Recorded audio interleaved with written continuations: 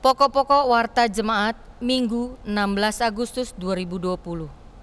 Yang pertama, katekisasi pranikah, sidi dan baptis dewasa. Katekisasi pranikah tahap kedua tahun 2020 telah dimulai sejak tanggal 1 Agustus 2020, berakhir sampai tanggal 15 Agustus 2020. Peserta berjumlah 7 pasang. Katekisasi baptis dewasa tahap kedua tahun 2020 dilaksanakan setiap hari Rabu dan sudah dimulai pada hari Rabu tanggal 5 Agustus 2020 pukul 18 secara virtual atau online dipimpin oleh Pendeta Lusindo Yosef Lumban Tobing. Katekisasi Sidi dilaksanakan setiap hari Jumat dan telah dimulai pada hari Jumat 7 Agustus 2020 pukul 18 secara virtual atau online dipimpin oleh Pendeta Agus Hendratmo. Kedua, berita duka cita. Telah dipanggil ke pangkuan Bapa di sorga, Diaken Kusuma Wardani, Majelis GKJ Nehemia, wilayah Cipete, pada hari Kamis 6 Agustus 2020 di Rumah Sakit Fatmawati. Jenazah dimakamkan pada hari Kamis 6 Agustus 2020 di TPU Pondok Rangon. Seluruh majelis dan jemaat GKJ Nehemia menyampaikan turut berduka cita. Kiranya keluarga besar yang ditinggalkan mendapat kekuatan serta penghiburan dari Tuhan Yesus. 3. Pemberkatan. Apabila tidak ada halangan yang sah dari jemaat, maka akan diteguhkan dan diberkati pernikahannya, yaitu Saudara Andrio Hotua Manatap, putra Bapak Jantu Situmorang dan Ibu Sri Suyati, Jemaat GKJ Nehemia, wilayah Pondok Cabe, akan menikah dengan Saudari Ria Esther, putri Bapak Goklas Simanjuntak dan Ibu Mukinem, Jemaat dari GBI Sawangan. Pemberkatan akan berlangsung pada hari Sabtu, 22 Agustus 2020 pukul 10 di GKJ Nehemia, dilayankan oleh Pendeta Lusindo YL Tobing.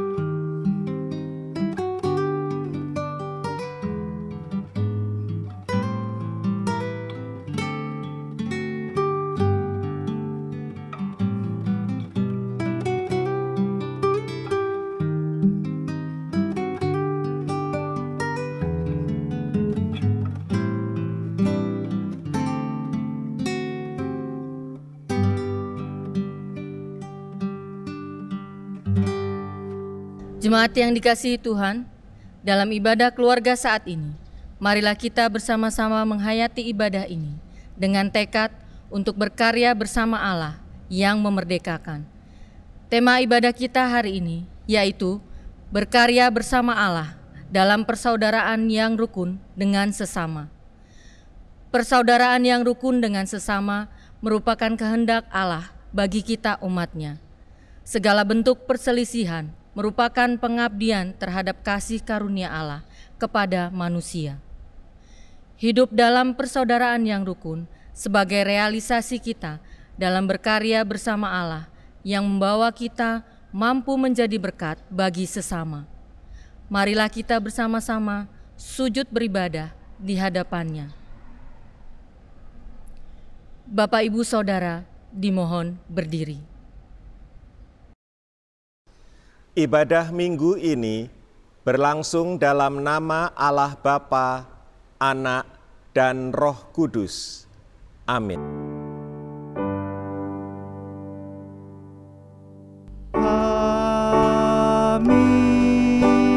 Amin.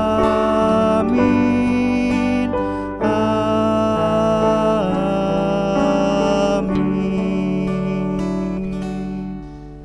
Kasih karunia, rahmat, dan damai sejahtera dari Tuhan beserta Bapak, Ibu, dan saudara-saudari semua. Silakan duduk. Mari kita bersama-sama memuji nama Tuhan melalui Kidung Jemaat 15, bait yang pertama dan kedua, berhimpun semua.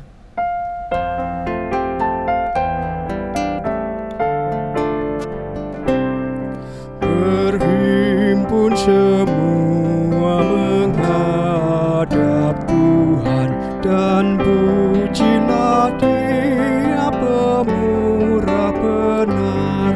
Berakhirlah segala pergumulan, diganti kedamaian yang besar.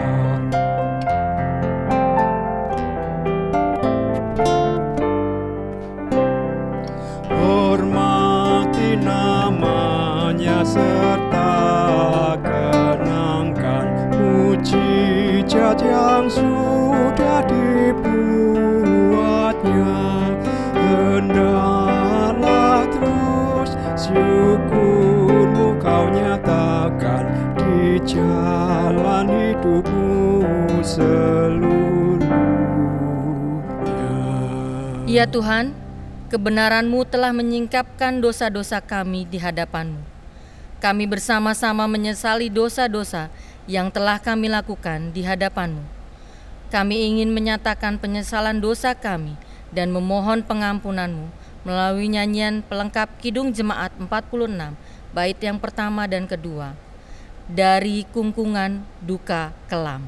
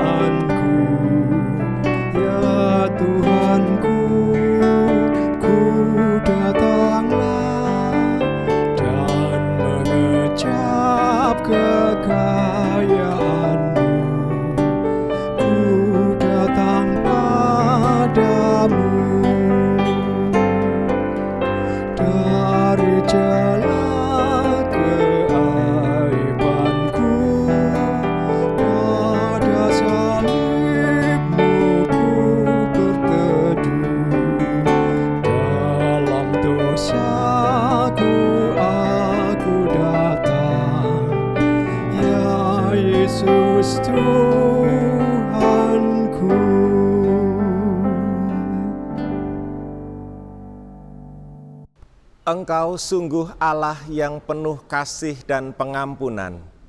Tiada bertara pengampunan yang Engkau karuniakan bagi kami. Berita anugerah-Mu kami terima, sebagaimana tersurat pada Yohanes 13 ayat 34. Aku memberikan perintah baru kepada kamu, yaitu supaya kamu saling mengasihi. Sama seperti aku telah mengasihi kamu, demikian pula kamu harus saling mengasihi. Bapak, Ibu, Saudara dimohon berdiri. Syukur dan kemuliaan bagi Tuhan. Kemuliaan bagi Allah di tempat yang maha tinggi. Kami bersyukur atas kemuliaan-Mu yang Engkau curahkan bagi kami. Mari kita nyatakan sukacita atas anugerah Allah ini melalui nyanyian dari Kidung Jemaat 355, bait yang pertama, Yesus Memanggil, dan Kidung Pasamuan Jawi 84, bait yang pertama, Moro Wong Doso, Wong Ciloko, Mareko.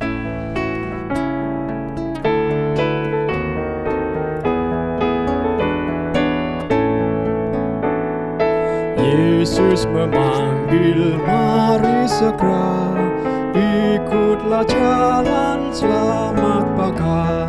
Jangan sesat dengar sabdanya, hai marilah segera. Sungguh nanti kita akan senang, bebas dosa hati pun tentram, bersama Yesus dalam terang, di rumah yang kekal.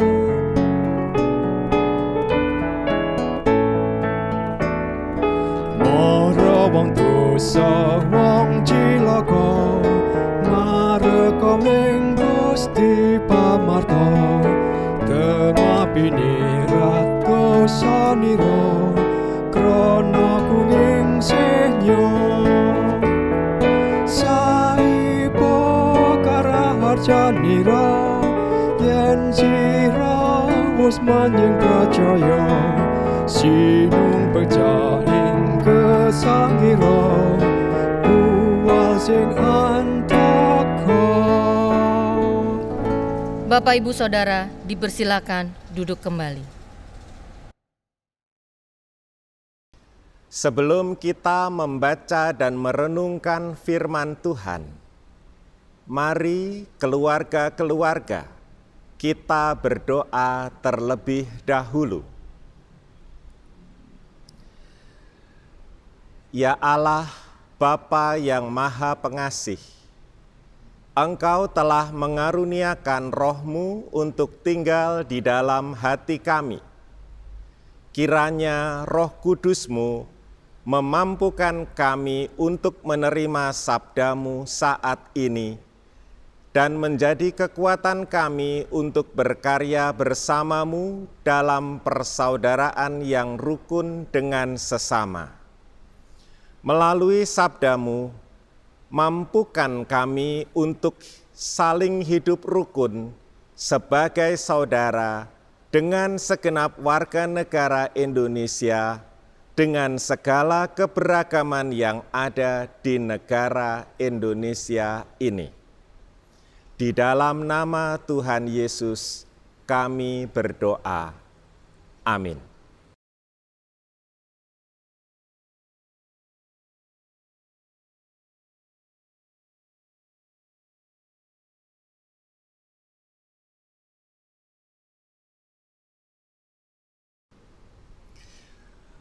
Pembacaan kitab suci diambil dari kitab Mazmur, pasal 133 ayat 1 sampai 3. Nyanyian ziarah Daud.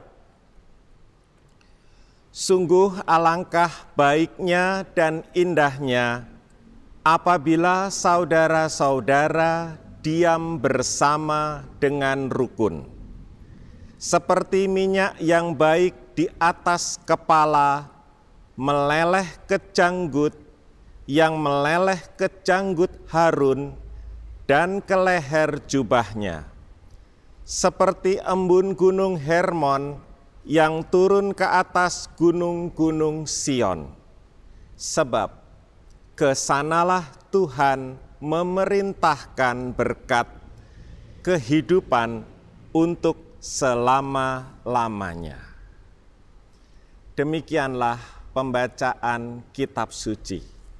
Berbahagialah mereka yang mendengarkan firman Allah dan yang melakukan dalam kehidupannya sehari-hari.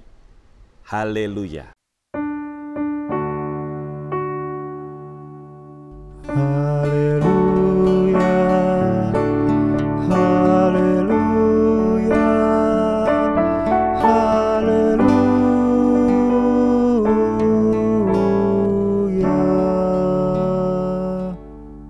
Ibu, bapak, dan saudara-saudari yang terkasih, hari ini, hari Minggu tanggal 16 Agustus 2020, kita beribadah dalam suasana menjelang peringatan Hari Kemerdekaan Republik Indonesia. Negara kita telah berusia 75 tahun. Dan dalam perjalanan hidupnya, negara kita telah menghadapi aneka cobaan dalam membangun kesatuan dan kerukunan nasional. Oleh sebab itu, dalam kebaktian kali ini, kita hendak merenungkan tema kerukunan itu. Dari kitab suci yang kita baca hari ini, kita dapat melihat suatu gambaran istimewa bahwa suasana rukun itu punya watak ilahi. Kalau orang-orang bersekutu dalam kerukunan, maka Tuhan akan hadir di tengah-tengah mereka, seperti minyak urapan yang menandai keilahian Imam Harun, dan seperti embun yang menetes dari Bukit Hermon, dan pada akhirnya menjelma menjadi aliran sungai Yordan yang memberi hidup kepada Israel. Ketika ada kerukunan, di situ ada kehadiran Tuhan. Bagaimanakah caranya supaya kita bisa membangun kerukunan itu? Ibu, bapak, dan saudara-saudari yang terkasih, supaya bisa membangun kerukunan, kita mesti melawan virus yang merusak kerukunan. Nama virus itu adalah kekerasan. Dalam bahasa Inggrisnya bisa disebut violence, kekerasan, atau abuse, penindasan. Virus kekerasan ini ada di mana-mana, baik di lingkungan orang banyak ataupun di lingkungan interpersonal. Ketika virus kekerasan mewabah di lingkungan orang banyak, maka lahirlah aneka kejahatan dan kekejaman yang mengerikan. Demikian juga ketika virus kekerasan itu menjangkiti lingkungan interpersonal kita, maka pribadi yang semula kita anggap sebagai orang baik bisa berubah menjadi sosok yang wataknya jahat dan kejam. Virus kekerasan ini amat berbahaya dan kehadirannya kerap kali muncul tak terduga. Mengapa bisa demikian? Jawabnya, karena virus kekerasan ini wujudnya bukanlah materi, melainkan wujudnya adalah kecenderungan dasariah manusiawi. Sebagai kecenderungan dasariah manusiawi, maka semua orang, termasuk saya dan kita semua, pada dasarnya dijangkiti oleh virus kekerasan ini, sehingga berpotensi mengalami lupa diri dan mudah melakukan tindak kekerasan. Jika ini terjadi, maka rusaklah kerukunan di antara kita. Dari manakah asalnya virus kekerasan ini? Oleh seorang filsuf, virus kekerasan ini dikatakan berasal dari rasa iri di dalam diri manusia ada rasa iri yang muncul dari naluri bertahan hidup di tengah-tengah dunia yang terbatas sumber-sumber pemuas kebutuhannya. Misalnya, kalau ada dua orang pria sama-sama jatuh cinta kepada seorang perempuan, maka ketika perempuan itu menjatuhkan pilihannya pada yang seorang, pria yang lain akan merasa iri. Atau dalam hidup bertetangga, jika ada satu keluarga yang punya mesin cuci sementara tetangganya tidak punya barang yang sama, maka tetangganya itu bisa mengalami rasa iri. Contoh-contoh yang lain banyak. Jika rasa iri ini tidak dinetralkan, maka rasa iri itu akan menjelma menjadi kecemasan yang menggelisahkan. Biasanya orang itu tidak tahan cemas, orang itu tidak tahan gelisah. Biasanya orang yang cemas dan gelisah akan menjadi kacau emosinya. Kalau sudah kacau emosinya, ia akan kehilangan arah moral. Ia bisa kehilangan kekuatan untuk berbuat baik. Wujudnya bisa macam-macam, seperti marah-marah, membicarakan kejelekan orang, memfitnah, memusuhi, dan sebagainya. Maka dapatlah kita katakan di sini, jika rasa iri itu tidak dinetralkan, ia bisa menjelma jadi kecemasan yang membuat orang yang semula orang baik bisa berubah jadi orang yang kalap dan mudah melakukan tindakan keji.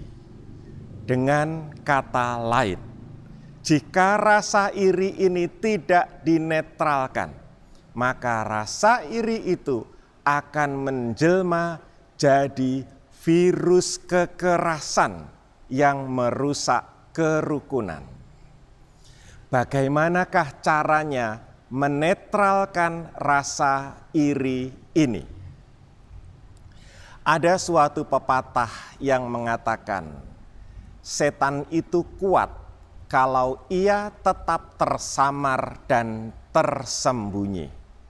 Kalau sampai ketahuan namanya atau kelihatan sosoknya, maka setan itu akan kehilangan kekuasaannya atas jiwa kita.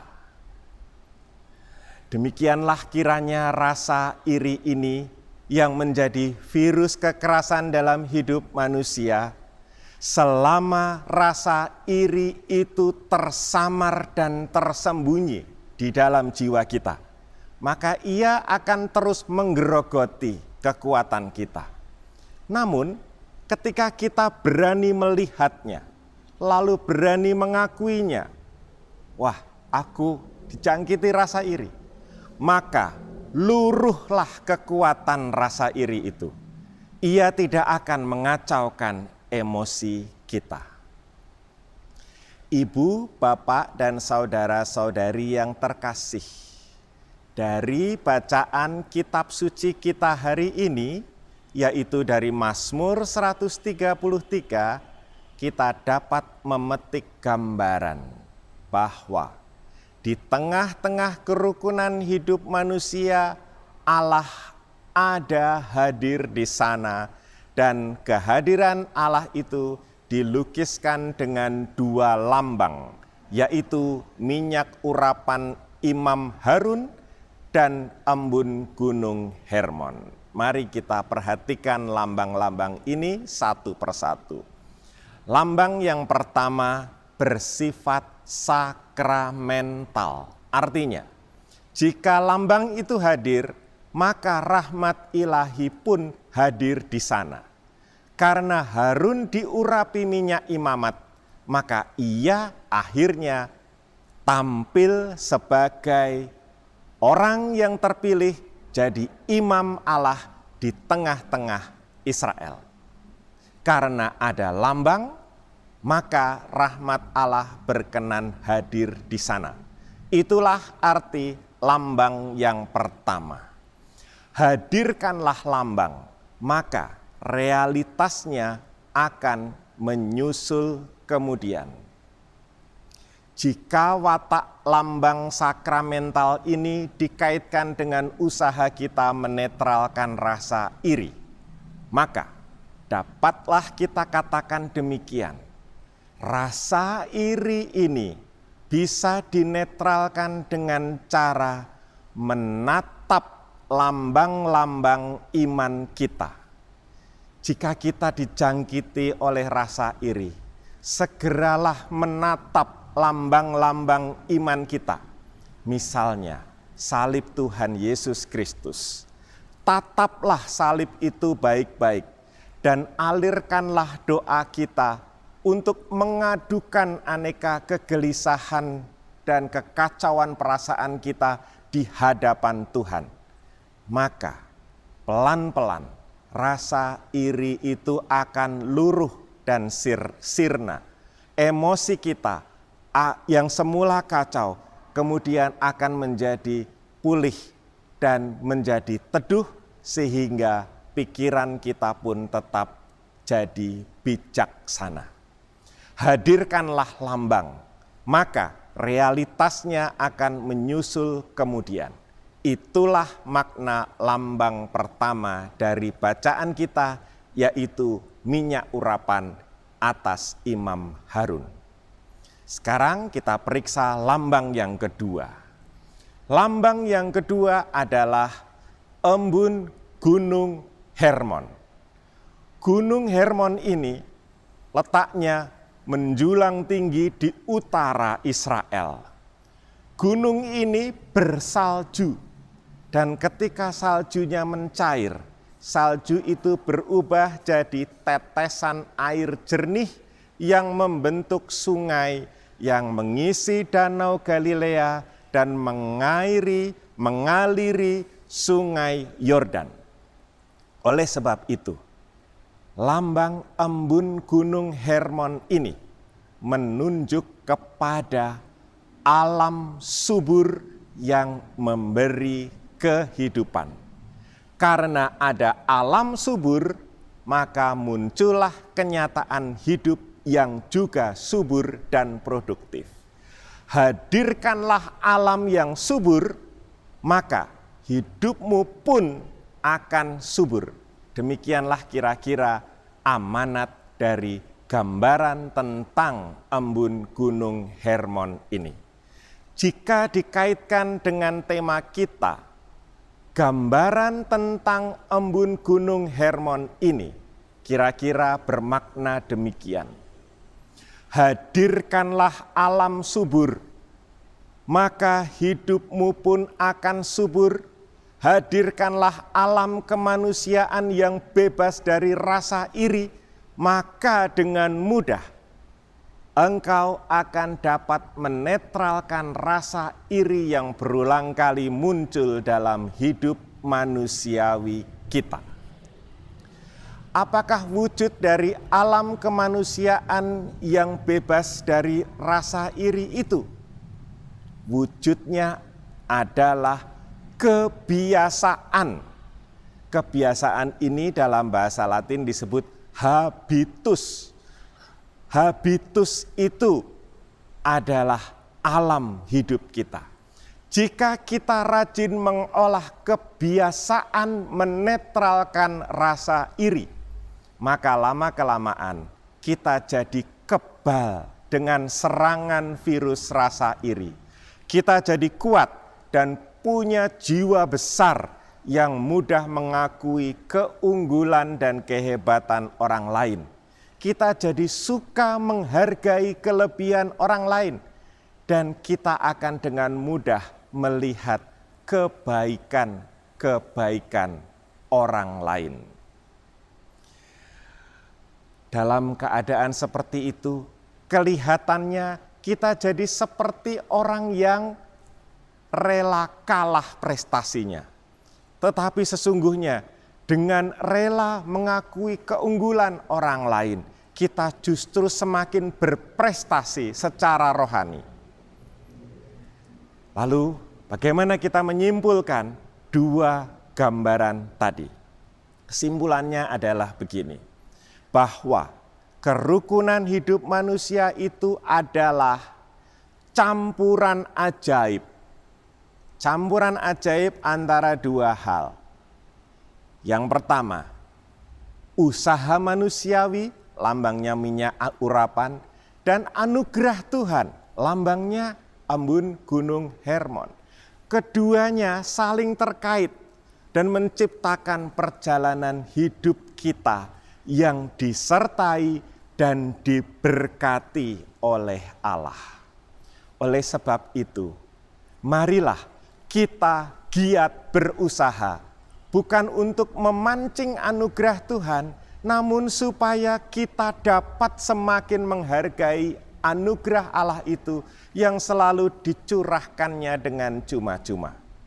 Untuk membangun kerukunan hidup di tengah-tengah umat manusia, marilah kita giat berusaha menetralkan aneka rasa iri, supaya rasa iri itu tidak menjelma jadi virus kekerasan yang merusak indahnya hidup kerukunan kita.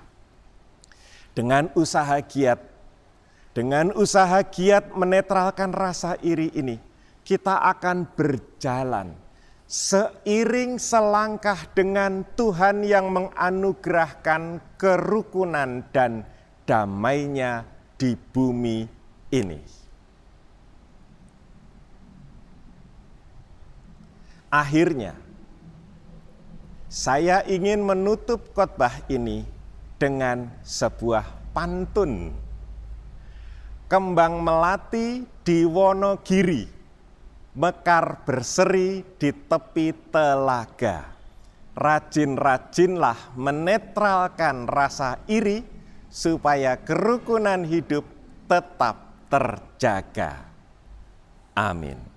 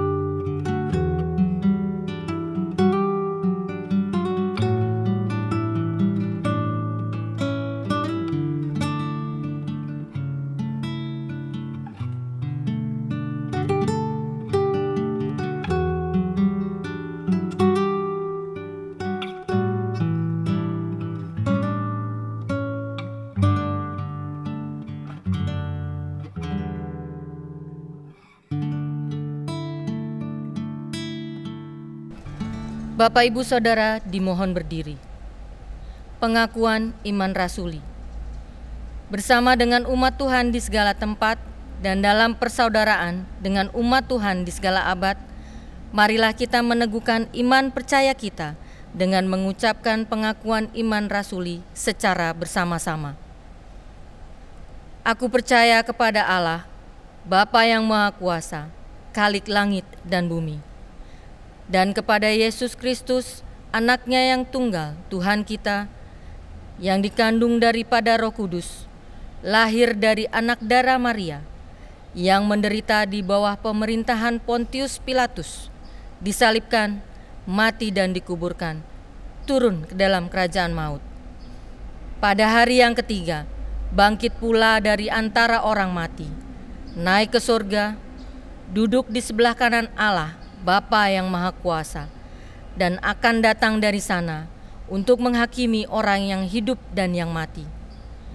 Aku percaya kepada Roh Kudus, gereja yang kudus dan am, persekutuan orang kudus, pengampunan dosa, kebangkitan orang mati, dan hidup yang kekal. Bapak, Ibu, Saudara, dipersilakan duduk kembali. Bapak, Ibu, Saudara yang terkasih, mari kita menaikkan doa syafaat kita yang akan dipimpin oleh salah satu anggota keluarga kita. Dan nanti akan kita akhiri dengan doa Bapa kami yang kita ucapkan secara bersama-sama.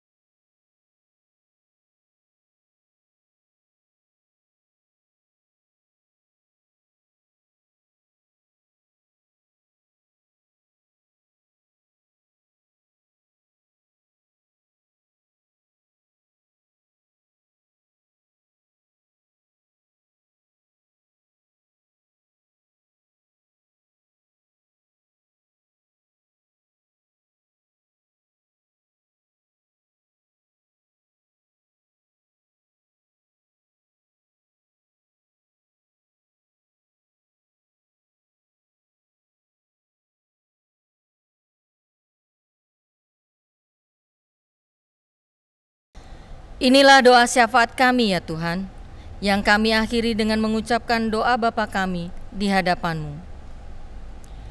Bapa kami yang di sorga, dikuduskanlah nama-Mu, datanglah kerajaan-Mu, jadilah kehendak-Mu di bumi seperti di sorga. Berikanlah kami pada hari ini makanan kami yang secukupnya, dan ampunilah kami akan kesalahan kami, seperti kami juga mengampuni orang yang bersalah kepada kami. Dan janganlah membawa kami ke dalam pencobaan, tetapi lepaskanlah kami daripada yang jahat. Karena Engkaulah yang mempunyai kerajaan, dan kuasa, dan kemuliaan, sampai selama-lamanya. Amin.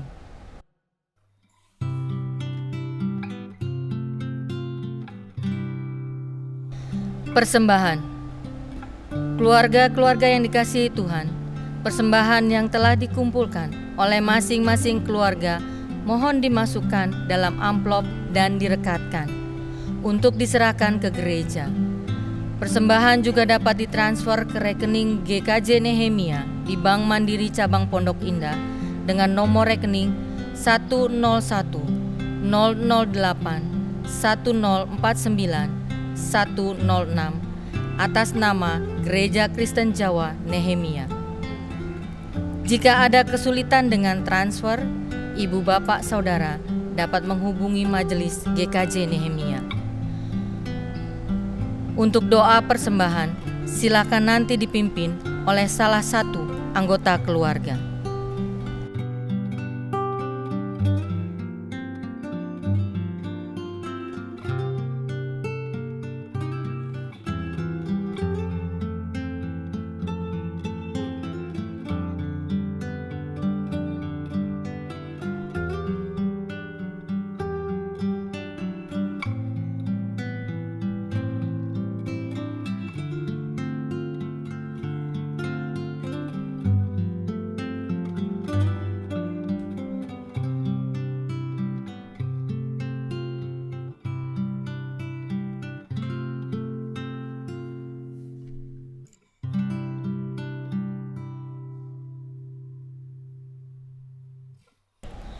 Bapak, Ibu, Saudara dimohon berdiri.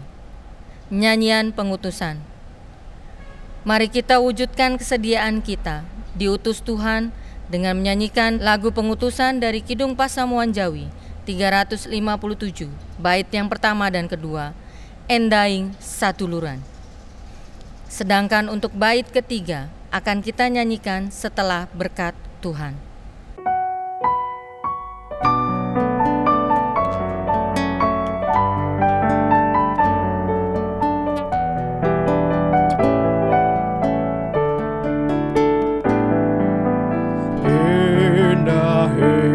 Satuluran manut rehing pangeran sami teneng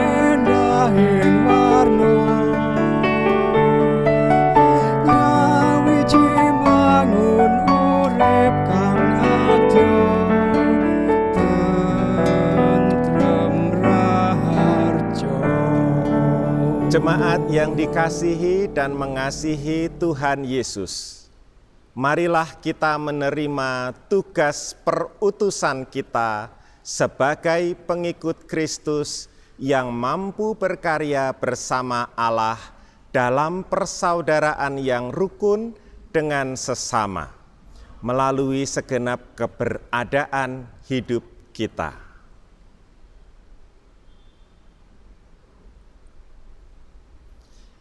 Terpujilah Tuhan. Marilah kita terima berkat Tuhan. Tuhan memberkati saudara. Tuhan melindungi saudara. Tuhan menyinari saudara dengan wajah-Nya dan memberimu kasih karunia. Tuhan menghadapkan wajah-Nya kepadamu dan memberimu damai sejahtera. Amin.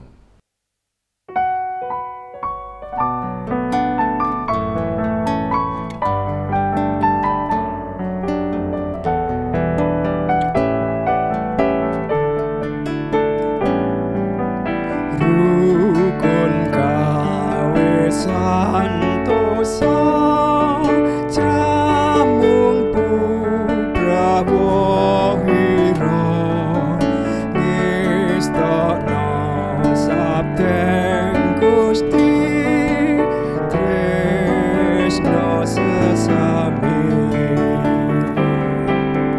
nadyan panemu beda ing tansah sulaya olah kawicaksanan panan menangan kluwung pindonya endah ing warna